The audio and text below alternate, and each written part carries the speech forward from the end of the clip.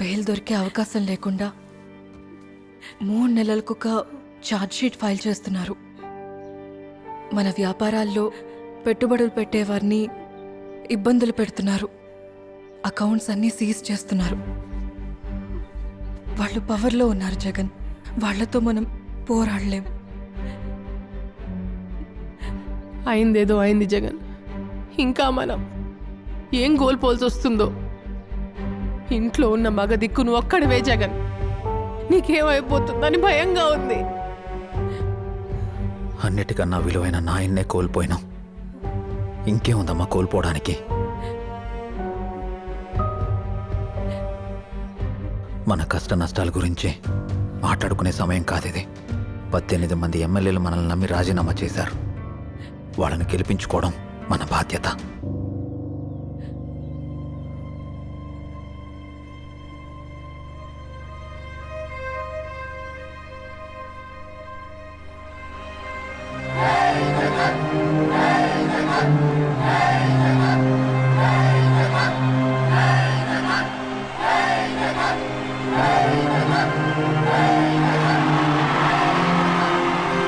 ఇక్కడికి వచ్చిన అందరికీ నమస్కారం.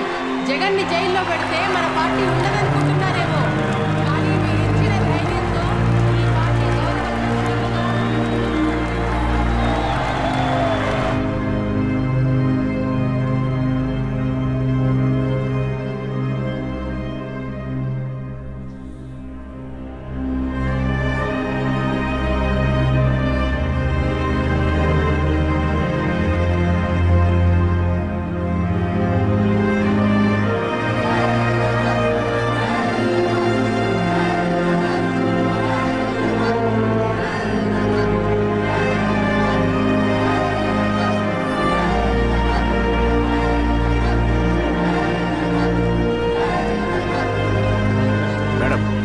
మీ ఇంట్లో ఉన్న ఒక్క మగదిక్కుని జైల్లో పెట్టారు.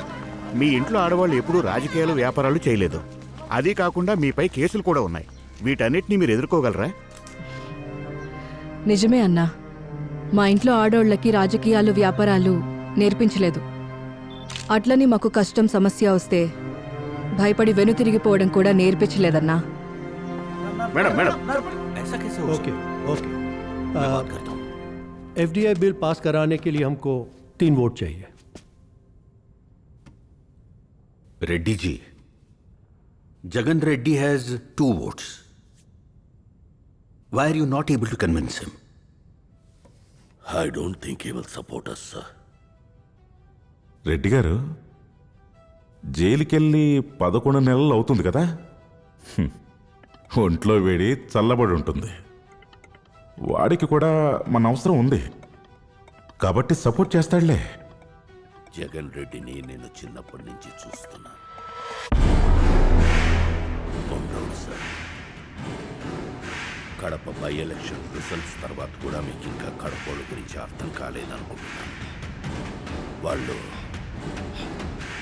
ఎంత మంచోళ్ళో అంత ముండోళ్ళు సార్. ఒక్కసారి శత్రు మీద ప్రతీకారం తీర్చుకోవాలి అని నిర్ణయించుకున్నాక వాళ్ళు నాశనమైపోతారు అని తెలిసిన శత్రువుకి చాలా మంచిది సార్. రెడ్డిజీ ఎంత కడుపుడైనా వాడు మనలాగే రాజకీయ నాయకుడే కదా. ఈ బిల్కి సపోర్ట్ చేస్తే వాడి మీద ఇంకా కేసులు వేయకుండా బెయిల్ ఇప్పిస్తామని ఆఫర్ ఇచ్చి చూడండి. వాడే ఒప్పుకుంటాడు. I will try sir. Jagan, progress ప్రభుత్వానికి నీ అవసరం వచ్చింది. వాళ్ళ అవసరం నీకు ఒక మంచి అవకాశం. ఒక ముఖ్యమైన బిల్ పాస్ కావడానికి నువ్వు సపోర్ట్ చేస్తే నీకు బెయిల్ వచ్చేలా నేను చూస్తాను. నా మాట విను, ముందుకేయద్దు. పరిణామాలు చాలా తీవ్రంగా ఉంటాయి.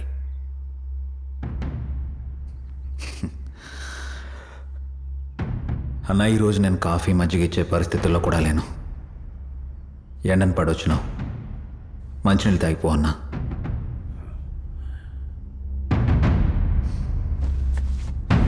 అది కాదు జగన్.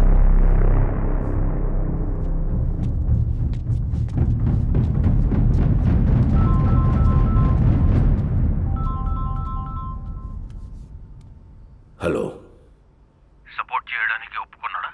లేదు సార్. మీ కడుపుడు ఇంకా తగ్గలేదన్నమాట. పిల్లిని తీసుకెళ్లి అడవిలో వదిలిన అది పిల్లే సార్. పులిని తీసుకొచ్చి బోన్లో పెట్టిన అది పులే సార్. మీ వ్యాపారాలు ఆస్తులన్నీ ఈడీ జప్తు చేసింది. మీకున్న కార్లు బంగ్లాలు అన్నీ పోయాయి. ఇంకేం కోల్పోతామో అని భయంగా లేదా? నేనెందుకు భయపడాలనా? నాకున్నవన్నీ పోయినా ఊళ్ళో మా నాయన కట్టించిన ఇల్లుంది. 3 పూట్ల భోజనానికైతే ఇబ్బంది ఏం లేదు. ఏం చేస్తారో చేసుకొని అన్న చూసుకుందాం. రాష్ట్ర విభజన అనంతరం ఏర్పడ్డ విభజిత ఏపీకి ఎన్నికల వేడి మొదలైంది. 3 ప్రధాన పార్టీల అభ్యర్థులు తమ సుడిగాలి పర్యటనలతో నియోజకవర్గాలను చుట్టేస్తున్నారు. సార్, ప్రతి నియోజకవర్గంలో ఇంటర్నల్ సర్వే చేయించాం. 50-60 సీట్ల కంటే గెలిచేలాలేం. ఈసారి కూడా ప్రతిపక్షంలోనే ఉంటే మన బిజినెస్లు కాపాడుకోవడం చాలా కష్టం సార్. 2014లో మనం గెలవబోతున్నాం. మన ప్రభుత్వం ఏర్పాటు చేయబోతున్నాం. 40 ఏళ్ల రాజకీయ అనుభవజ్ఞుణ్ణి, 40 ఏళ్లు కూడా నిండని పిల్లోడి చేతిలో ఓడిపోతానని ఎలా అనుకుంటున్నారు? రాజకీయాలంటే ఓదార్పు యాత్రలు చేయడం, జనాల మధ్య తిరగడం అనుకుంటున్నాడేమో. ఈ ఎన్నికలతో రాజకీయం అంటే ఏంటో చూపిస్తా. సర్వేలన్నీ మనకు అనుకూలంగా ఉన్నాయి జగన్. ఈసారి మనమే గెలుస్తాం. కూర్చోండి అన్నా. అన్నా, మనం పోరాడుతుంది చంద్రబాబుతో. ఆయన్ని తక్కువగా అంచనా వేశామంటే అది మన తెలివి తక్కువతనం అవుతుంది.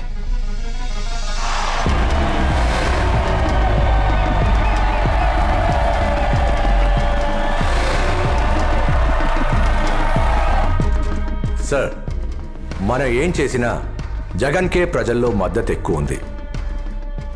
పొత్తుల్ని నమ్ముకుంటే మనం గెలవలేం సార్.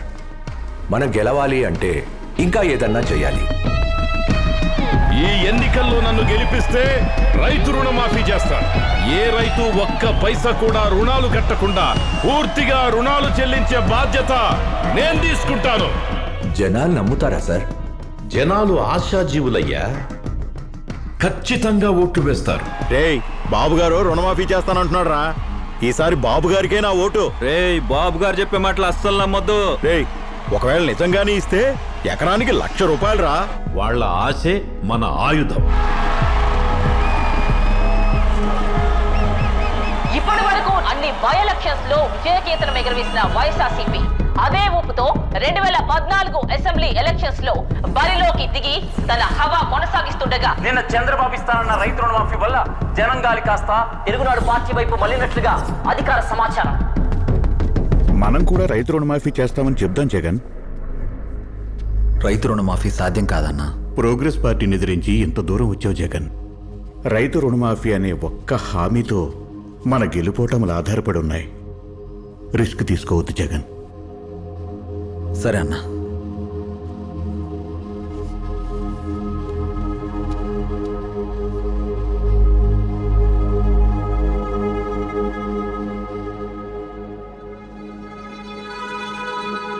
గవర్నమెంట్ వాళ్ళు మనల్ని వేధించడానికి కొత్తగా కరెంటు ఛార్జీలు పెంచడమే కాకుండా ట్యాక్సులు కూడా వేశారు సార్. ఇలాంటప్పుడు మనం పవర్ ప్లాంట్ రన్ చేయటం చాలా కష్టం సార్. అయితే ఏం చేద్దాం సార్? మనం ఐపీ పెట్టామంటే లా ప్రకారం బ్యాంకులకు కానీ మరి ఇతరులకు కానీ లోన్ కట్టనవసరం లేదు. వాళ్ళు అప్పించింది కంపెనీ పేరో లేక వ్యాపారమో చూసి కాదయ్యా, నా మాట మీద నమ్మకంతో ఇచ్చినారు. లూప్ హోల్స్ అడ్డు పెట్టుకొని ఎగరకుట్టడం పద్ధతి కాదు. కొంచెం ఆలస్యమైన తిరిగిస్తామని చెప్పండి. సరే సార్. జగన్, నేను మాటిస్తే ఆ మాట మీద నిలబడతాను అనేది ఒక నమ్మకం. రాజకీయం చేస్తావో వ్యాపారం చేస్తావో నువ్వేం చేసినా ఒకటి గుర్తుపెట్టుకో, నా కొడుకుగా మాటిస్తే ఎంతటి కష్టం వచ్చినా ఆ మాట మాత్రం తప్పకు.